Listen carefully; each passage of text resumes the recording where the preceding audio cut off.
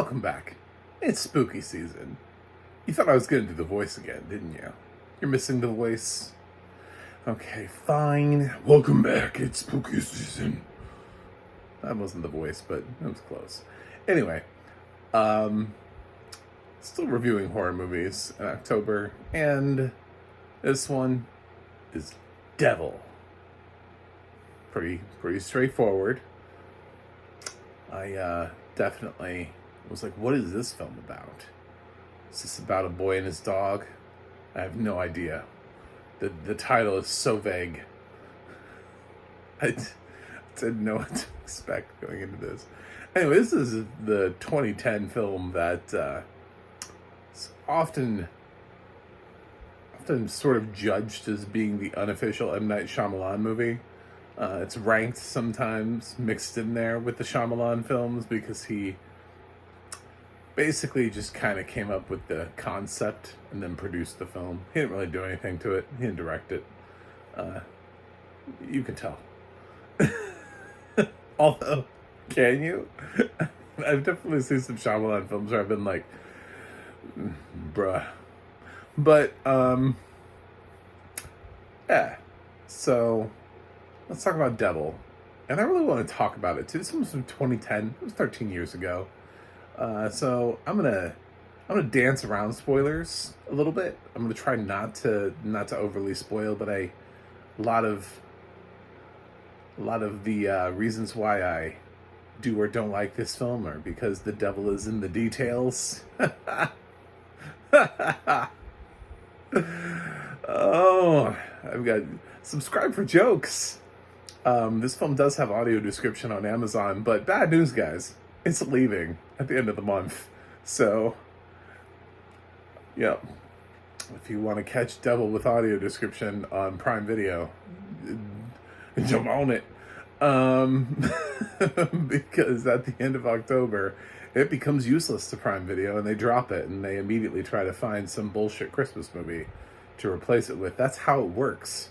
As soon as Halloween happens, all of these scary movies go away. And they get replaced with Christmas films you never heard of. So Devil starts Christmasina. Thank God. Just right there. Just like, oh, Christmasina's in this. Oh, thank you so much. I appreciate that. Carolyn DeVernus is in this. I don't know how to pronounce her last name, but I do remember her from Wonder Falls. That's how old I am. This show ran for one season. And every time I hear that girl's name, I always think of Wonder Falls. So, I win nerd points. Mad nerd points for that. It was like one season canceled TV show from like 25 years ago. And I still associate it with her. So, yeah. So she's in this, I don't know. Bokeem Woodbine, he's all up in this.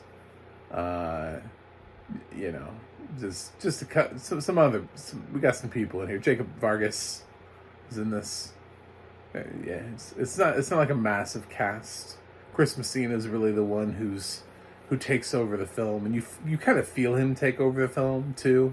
He's a detective, and from the moment the first thing happens, the catalyst, I don't know, there's a body that flew out of a high-rise building, and he gets called onto the scene, and he shows up, and he's basically like, I got this, we're gonna figure this out, I'm a detective, I'm detecting, everybody follow me. And he just kind of starts using his wit and his smarts to deduce. Meanwhile, inside the building, there are some people who are about to get on an elevator, and perhaps maybe they shouldn't, but they will. So we see these people, and they're getting on the elevator, and it's like, ooh, what's happening? Who are these people? What's going on? Oh my God, they're all in the same elevator together. Oh my God, the elevator stopped. Oh my God. It's creepy in the elevator. That's basically the whole movie. Do other people die? Yeah, definitely. Like, lots of people die in this film, actually. It's, considering it's a pretty contained film, they found ways to kill people who were not in the elevator for, like, daring to come to the elevator's assistance, I guess. Which is sort of like, it kind of throws the whole plot of the film into disarray. You know, the whole idea of punishing. Later on, we find out that, once Chris Messina and his detective, who just needs really his own spinoff at this point, I'd watch Chris Messina's detective do just about damn near anything after this film. This guy's a boss. He's a boss level detective. Best thing about the movie, Chris Messina. I cannot tell you that enough. The best thing about this movie is, I even swapped the word movie with Messina. It's not Shyamalan.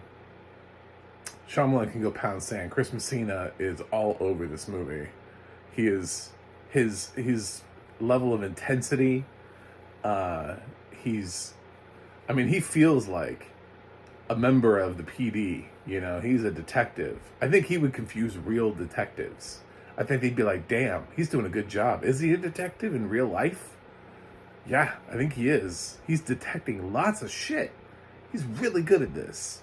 So he figures out and tries to figure out who these people are that are on the elevator. And then he's like, wait a minute. These aren't good people. Oh no. Oh no. So when we figure out that these are 5 people who are not good people, then that's when we realize that this situation and the devil. Plus, Jacob Vargas plays exposition. I don't know how to. Technically he plays a security guard, but I'm going to say he plays exposition because he basically just sits here and I was like, man, it's a good job this guy worked today. Like, good thing that this guy was at his job.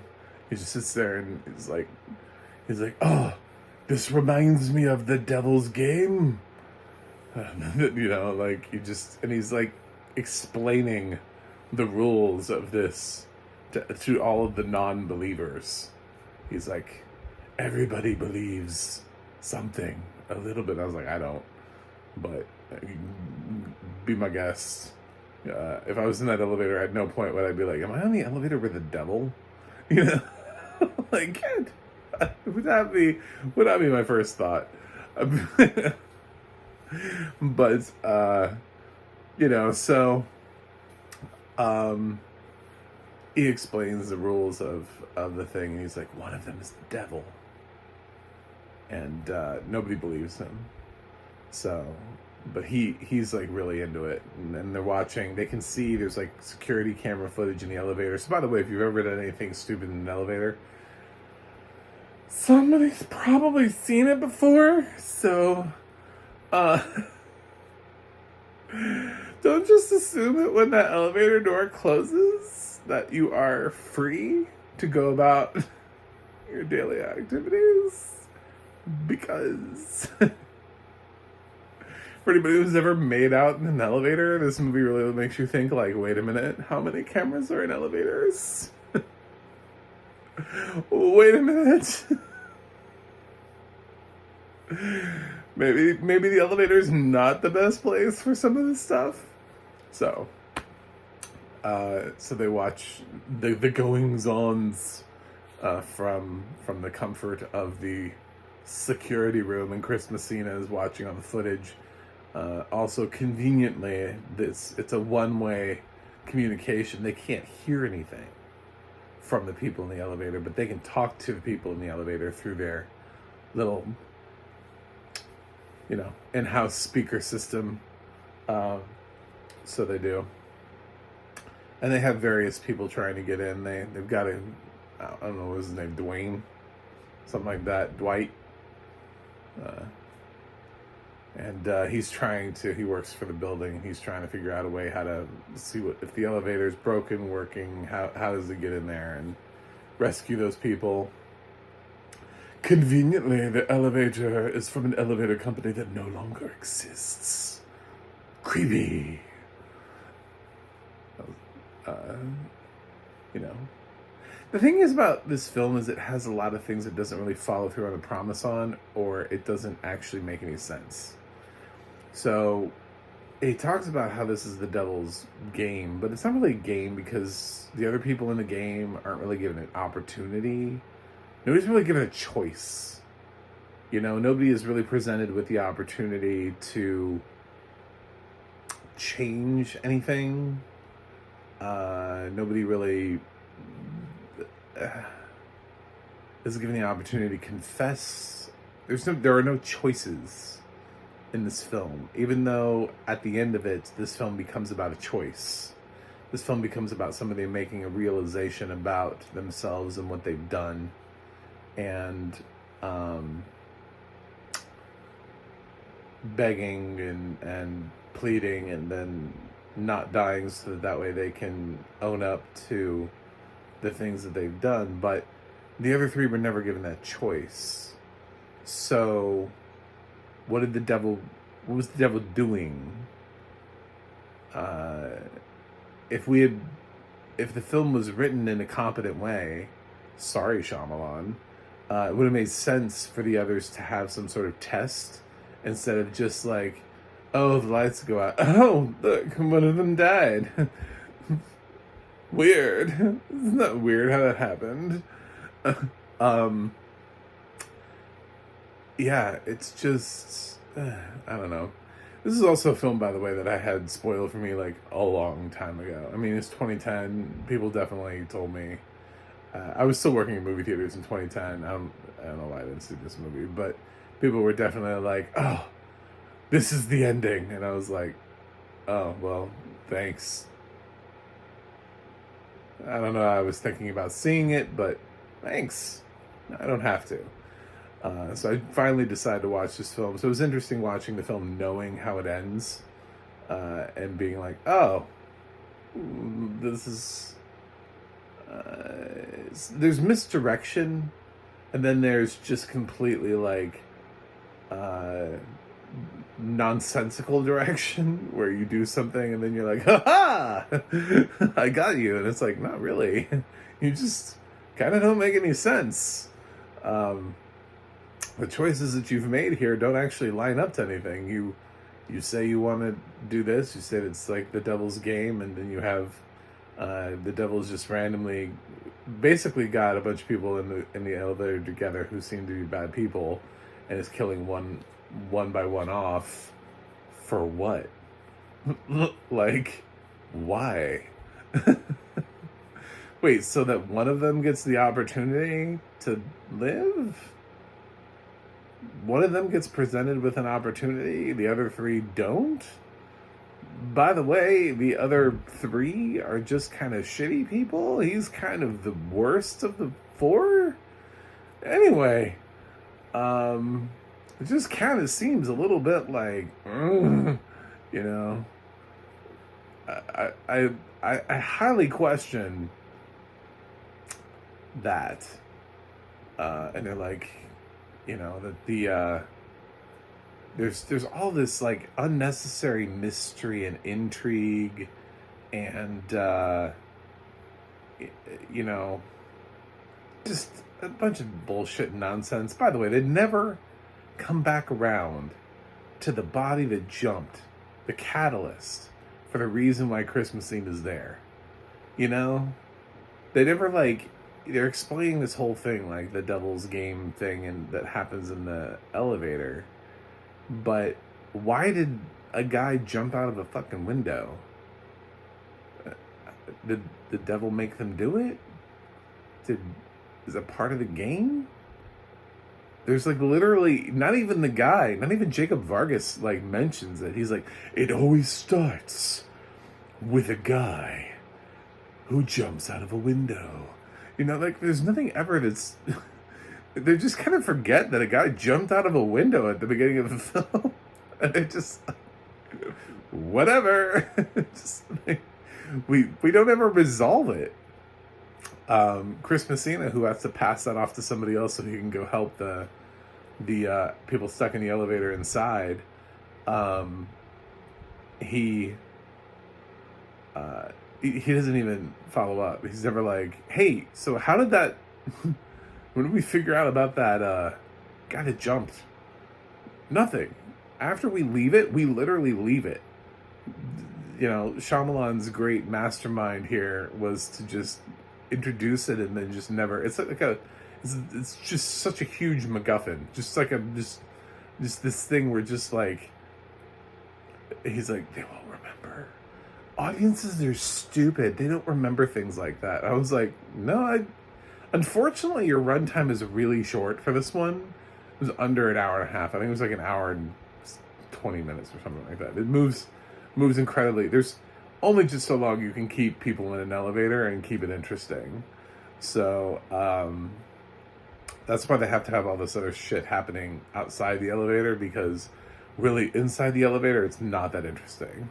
It's just like 5 people standing there being like nasty to each other, and then one of them dies and they're all like, oh my god, who did it? And then predictably having arguments and conversations until another one gets picked off, and then another one. So it's just it's that's devil. That's what the film is. So was the twist cool? Yeah, because it's kind of like a cheated twist. I would say it's a cheated twist. So I don't feel like validating it with like oh my god, that twist was so good. Oh my god, guys, this twist blew my mind. It will probably blow some minds. I'm not gonna lie. Probably blow some minds. Because at one point in the film, the misdirection is so hard. It took like a right turn and then like literally started heading back in the other direction. Like they're just like it just like floored it in the other direction, and you're like, well, I guess we're not going that way anymore. And then suddenly you find out, oh my god, we're still going that way. Wait a minute, what? I totally remember the U-turn. How are we still going this way? I'm not gonna tell you. I don't have to make sense. I'm your father. Do as I say, not as I do. Okay, Daddy Shyamalan. I do like things that actually make sense, though, and your film doesn't really make sense. You kind of wrote this and just kind of said, fuck it. Just kind of put it out there for everybody. And then you were like, well, we got Chris Messina, and he'll be really good. So, yeah, I just, it's not great. It's really just, it's kind of just like, whatever. Is it violent and gory? I don't know. It depends on what your definition of violent and gory is. Maybe. Are there some jump scares? I guess. Yeah. Yeah, I'll qualify that. Especially for people who get scared easy. Yeah. But you know, there's really just, it's one of those really frustrating movies where it thinks it's so clever, and then you could sit there and be like, you know, I'm sure CinemaSins did a thing on this that's like 75 minutes long. It's like as long as the movie. They just sat down and they played the movie, and they just were like, here's a sin, here's a sin, here's a sin. It's like barely edited. And they're just like sin, sin, sin, sin, sin, sin. Just like over and over. If you've never watched CinemaSins, by the way, that was a shout out to that channel. They're hilarious and they're great, and I love their work. But I actually can't remember if they've ever done double before. But they should, because this film would be easy to sin all over the place, because it doesn't make any sense at the end of it. They leave a lot of things that they introduce things just for the sake of introducing them without ever following up on them. So they're just like, well, cool. Anyway, the audio description on this film is solid as all hell. It's Miles Nash. So even though his name wasn't, he didn't get to say his name, I was like, this is the Star Wars guy. I recognize his voice. So that was I was a little sad that he didn't get to say his name at the end of the credits. But luckily I was like, this is the guy who does Star Wars. I'm sorry, I recognize this voice. He predictably, when certain things happen, he does a thing where he kind of makes it more interesting by getting a little bit more into it. He's like, they're looking around the room, and then all of a sudden the thing happens, and I kind of appreciate those narrators where they seem like they're watching it for the first time, and they're getting really excited at the scary bits, along with the audience.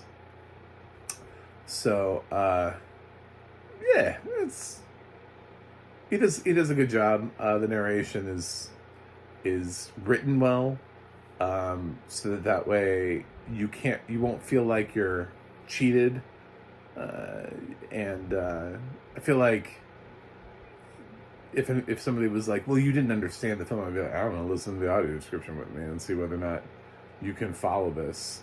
I feel like you can follow this film. This is not a hard film to follow. The film just doesn't, it introduces things that it doesn't come back to. It just is like, what about this concept? Ha! And then it doesn't do anything with it. So it just leaves so many things where it's just like, whatever. Cool. And I kind of wonder like why other people who are not in the elevator die, since the elevator is designed to like kill people who are shitty people. We never find out if these poor workers that are trying to get into the elevator, were they bad people too? Or does it not matter to anything? Does anything really matter? Are there any rules to this film at all, or are we just all just bullshitting everything? We've got this human plot device in Jacob Vargas who's doing nothing but just like telling us these supposed rules. He's like, my grandmother told me this story. And Chris is like, I don't need campfire stories. I'm a detective. I live in the real world. I love him. So it's time to grade.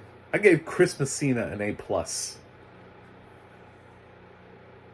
I give Devil a C-.